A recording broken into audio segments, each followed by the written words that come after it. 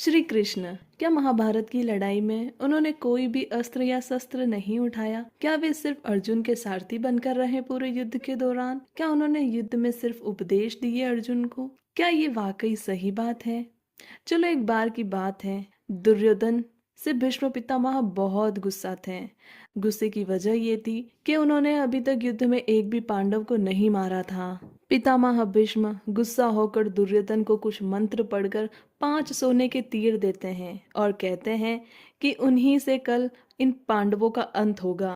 दुर्योधन उन तीरों को अपने पास रख लेते हैं।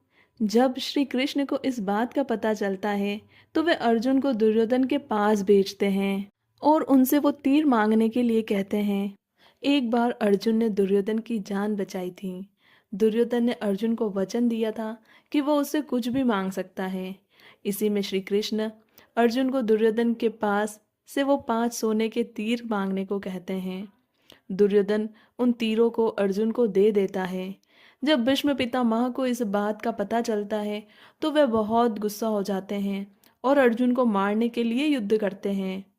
परंतु भीष्म के आगे अर्जुन टिक नहीं पाते और वे गिर जाते हैं। उस समय श्री कृष्ण रथ का टूटा हुआ पहिया उठाकर भीष्म को मारने के लिए आगे बढ़ते हैं। अर्जुन उन्हें रोक लेता है और बाद में भीष्म रथ से गिरकर तीरों पर गिर जाते हैं, लेकिन फिर भी श्री कृष्ण ने हथियार उठा लिया था। भगवान श्री कृष्ण का वचन क्यों टूटता है उसके संबंध में एक और किस्सा मशहूर है, हमने सुना है, वही मैं आपको बताने जा रही हूँ। एक बार भीष्म दुर्योधन से वादा करते हैं कि वे द्रौपदी को विधवा बना देंगे, 5 पांडवों को मारकर।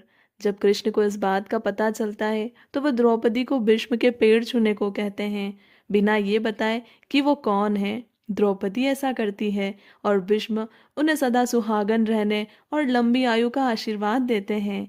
जब उन्हें सच का पता चलता है कि वो पैर छूने वाली स्त्री और कोई नहीं द्रौपदी है तो वह कृष्ण से बहुत नाराज हो जाते हैं। उस समय श्री कृष्ण कहते हैं कि आपका वचन मेरी वजह से टूटा तो मेरा वचन भी आपकी वजह से टूटेगा।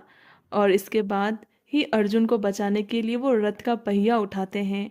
तो इसलिए भीष्म पितामह की वजह से श्री कृष्ण का वचन और श्री कृष्ण की वजह से भीष्म पितामह का वचन टूटा था।